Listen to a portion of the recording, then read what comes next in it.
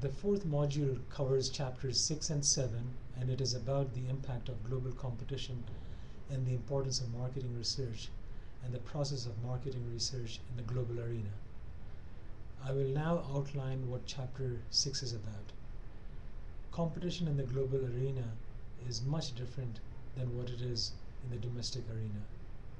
Competition between global versus global firm in the global arena through cross-country subsidies, counter-parry, globally coordinated moves, and targeting global competitors. What should firms do when there is competition between global and local firms? Strategies for local firms like defender, extender, contender, and dodger strategies. Do cultures have different attitudes towards competition? That is it better to have competition or cooperation amongst firms? Different cultures view competition and cooperation differently, and they have different attitudes about whether firms should be competitors or should they cooperate in their industries. Attitude differences in the US, Europe, Japan, and the emerging markets are very different. For instance, the Western view on competition is very different than what it is in the East, especially countries like Japan and South Korea, which are ruled through the Keiretsu system. State-owned companies as competitors in emerging markets. For instance, what most companies see is that in emerging markets, companies are often owned by governments and they compete side by side or against companies that are private companies. Business groups as competitors in emerging markets, which are very similar to the Keiretsu system in Japan and South Korea. The country of origin effect on competition and how to manage the perception of country of origin effect in international markets. And the country of origin effect could be positive or could be negative.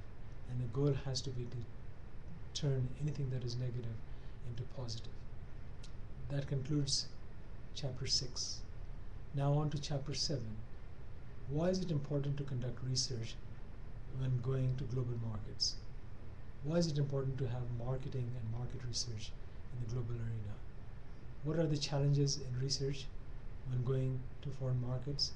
Is there a difference in doing research domestically versus globally? What are the different stages in the research process? The stages are basically stage 1, to the definition of the problem and developing research objectives.